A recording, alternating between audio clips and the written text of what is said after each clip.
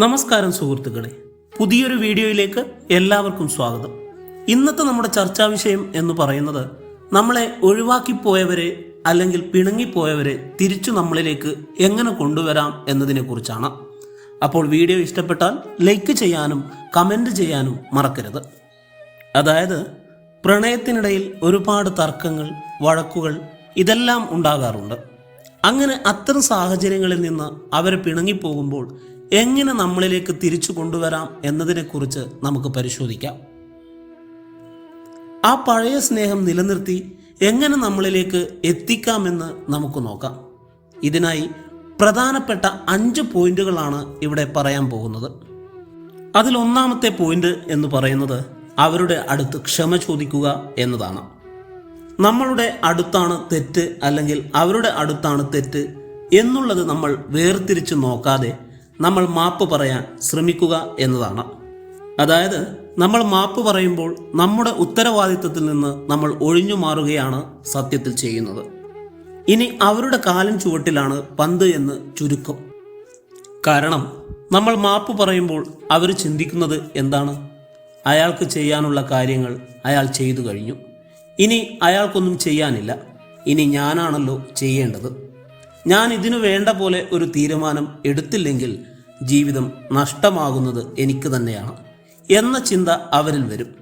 അതുകൊണ്ട് തന്നെയാണ് പറയുന്നത്, നമ്മൾ ആദ്യം മാപ്പ് പറയാൻ ശ്രമിക്കുക. അങ്ങനെയാണെങ്കിൽ ഇനി അവരുടെ കയ്യിൽ ആണ് പന്ത്. പിന്നീടുള്ള കാര്യം അവർ തീരുമാനിക്കട്ടെ.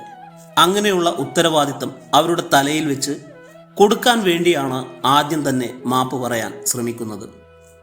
രണ്ടാമത്തെ പോയിന്റ് എന്ന് പറയുന്നത് നമ്മൾ അവരെ കോണ്ടാക്ട് ചെയ്യാതെ ഇരിക്കുക എന്നതാണ്. ചുരുക്കി പറഞ്ഞാൽ നമ്മൾ അവരുടെ അടുത്ത് മാപ്പ് പറഞ്ഞതിനു ശേഷം അവരുടെ മറുപടിക്ക് വേണ്ടി കാത്തിരിക്കാതിരിക്കുക എന്നതാണ് ഏറ്റവും പ്രധാനം. അവരുടെ മറുപടി എന്താണ് എന്നറിയാൻ വേണ്ടി നമ്മൾ കാത്തു നിൽക്കാതെ ഇരിക്കുക. അവരുടെ മറുപടി എന്തായാലും അതിനുവേണ്ടി നമ്മൾ കാത്തിരിക്കാതിരിക്കുക. നമ്മൾ മാപ്പ് പറഞ്ഞതിൻ്റെ യഥാർത്ഥ ഗുണം കിട്ടണമെന്നുണ്ടെങ്കിൽ നമ്മൾ എന്താണ് അവരിൽ നിന്ന് പ്രതീക്ഷിക്കുന്നത് എന്നുള്ളത് അവർ അറിയരുത്. ചുരുക്കി പറഞ്ഞ അവരുടെ വായിൽ നിന്നും ക്ഷമിച്ചു എന്ന വാക്ക് കേൾക്കാൻ കൊതിക്കരുത് എന്നർത്ഥം. അതുകൊണ്ട് മാപ്പ് പറഞ്ഞ് തിരിച്ച് വീട്ടിൽ വന്ന് വളരെ സന്തോഷത്തോടെ ഇരിക്കുക. മൂന്നാമത്തെ പോയിന്റ് എന്ന് പറയുന്നത് അവർ അറിയാതെ തന്നെ നമ്മൾ അവരെ പിന്തുടരുക എന്നതാണ്.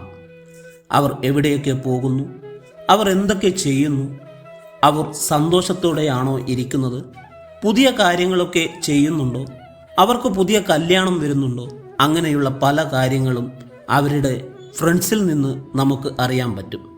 അവരുടെ ഫ്രണ്ട്സ് എന്ന് പറയുന്നത് നമുക്കൊരു ഉപയോഗിക്കാൻ പറ്റുന്ന നല്ലൊരു മീഡിയേറ്ററാണ്. അവരിലൂടെ നമുക്ക് അവരുടെ കാര്യങ്ങൾ അറിയാൻ പറ്റും. മാക്സിമം കാര്യങ്ങളും അറിയാൻ സാധിക്കും. ഇങ്ങനെ നമ്മൾ അറിയാൻ ശ്രമിച്ചു കൊണ്ടിരിക്കണം. കാരണം അവർക്കെന്തെങ്കിലും മാറ്റമുണ്ടെങ്കിൽ നമ്മൾ അറിഞ്ഞിരിക്കേണ്ടത് അത്യാവശ്യമാണല്ലോ. പ്രത്യേകിച്ചൊരു കല്യാണമൊക്കെ വരികയാണെങ്കിൽ നമുക്കെന്തായാലും കളം ചവിട്ടി മാറ്റേണ്ടി വരും.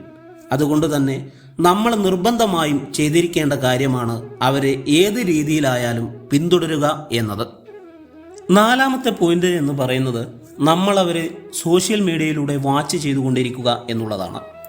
സോഷ്യൽ മീഡിയയിലൂടെ അവർ നമ്മളെ ബ്ലോക്ക് ചെയ്തിട്ടില്ലെങ്കിൽ അല്ലെങ്കിൽ അൺഫോളോ ചെയ്തിട്ടില്ലെങ്കിൽ നമ്മളിടുന്ന എല്ലാ പോസ്റ്റുകളും അവർക്ക് കാണാൻ പറ്റുന്നതാണ്. അതുകൊണ്ട് തന്നെ നമ്മൾ ഫ്രണ്ട്ഷിപ്പ് അല്ലെങ്കിൽ ലവ് റിലേഷൻഷിപ്പ് തുടങ്ങിയിട്ടുള്ള എല്ലാ കാർഡ്സുകളും നമുക്കിതിനകത്ത് അപ്ലോഡ് ചെയ്യാവുന്നതാണ്. അവരിലെത്തിക്കാൻ ശ്രമിക്കുക എന്നതാണ്. ഇതിലൊറ്റ കാര്യമുണ്ട്, അവർ നമ്മളെ അൺഫ്രണ്ട് ചെയ്തിട്ടില്ലെങ്കിൽ മാത്രമാണ് ഇത് നടക്കുകയുള്ളൂ. അവർ നമ്മളെ ബ്ലോക്ക് ചെയ്തിട്ടുണ്ടെങ്കിൽ ഇതൊന്നും നടക്കുകയില്ല. എന്നാലും കാണുകയാണെങ്കിൽ അവരുടെ മനസ്സിൽ ചെറിയ ഒരു വ്യത്യാസം വരാൻ സാധ്യതയുണ്ട്. അഞ്ചാമത്തെ പോയിന്റ് എന്ന് പറയുന്നത് നമ്മൾ അവരുടെ മുമ്പിൽ ഇടയ്ക്കിടയ്ക്ക് പ്രത്യക്ഷപ്പെടുക എന്നുള്ളതാണ്. ചുരുക്കി പറഞ്ഞാൽ അവർ എവിടെയെങ്കിലും ഒരു ഷോപ്പിൽ ഷോപ്പിങ്ങിന് പോവുക ആണെങ്കിൽ അല്ലെങ്കിൽ തിയേറ്ററിൽ പോവുക ആണെങ്കിൽ എവിടെ പോവുക ആണെങ്കിലും ശരി, നമ്മൾ അവരുടെ മുന്നിൽ പ്രത്യക്ഷപ്പെടാൻ ശ്രമിക്കുക എന്നതാണ്. അവരുടെ മുന്നിൽ ഇടയ്ക്കിടയ്ക്ക് വരുമ്പോൾ അവർക്ക് അവരുടെ പഴയ ഓർമ്മകൾ വരും എന്നുള്ളതാണ്. ഇത്തരം ഓർമ്മകൾ അവരുടെ മനസ്സിൽ നമ്മളെക്കുറിച്ചുള്ള ചിന്തകൾ കൂടുതൽ വളർത്തുകയും നമ്മളോടുള്ള പിണക്കം അല്ലെങ്കിൽ വെറുപ്പ് കുറയാനുള്ള കാരണം ആകുകയും ചെയ്യും. പക്ഷെ നമ്മൾ അവരുടെ മുമ്പിൽ പ്രത്യക്ഷപ്പെടുമ്പോൾ ഒരിക്കലും അവരെ കണ്ടു, അല്ലെങ്കിൽ അവരെ നമ്മൾ അറിയിക്കാനാണ് അല്ലെങ്കിൽ കാണാൻ വേണ്ടിയാണ് നമ്മൾ ചെന്നത് എന്ന തോന്നൽ നമ്മൾ അവരിൽ ഉണ്ടാക്കരുത്. നിങ്ങൾ യാദൃച്ഛികമായി അവിടെ പെട്ടതാണ്, അറിയാതെ ചെന്ന് കണ്ടതാണ് എന്ന തോന്നൽ അവരിൽ വരുത്താൻ കഴിയണം. ഒരിക്കലും അവരത് തിരിച്ചറിയരുത്. നമ്മൾ അവരെ മനഃപൂർവ്വം കാണാൻ ചെന്നതാണെന്ന് തിരിച്ചറിയരുത്. അങ്ങനെ കാണുമ്പോഴാണ് അവരുടെ മനസ്സിൽ നമ്മളോടുള്ള വെറുപ്പിനൊരു അലിവ് ഉണ്ടാകുന്നത്. ഇത് കേൾക്കുമ്പോൾ ഒരു കാര്യം പ്രത്യേകം ശ്രദ്ധിക്കണം. അവരുടെ മുന്നിൽ പോയി നിൽക്കണമെന്നല്ല ഇതിനർത്ഥം. നിങ്ങളുടെ സാമീപ്യം അവരുടെ അരികിൽ എവിടെയെങ്കിലും ഉണ്ടാകണം എന്നാണ്. അത് പ്രത്യേകം ശ്രദ്ധിക്കേണ്ട ഒരു കാര്യമാണ്.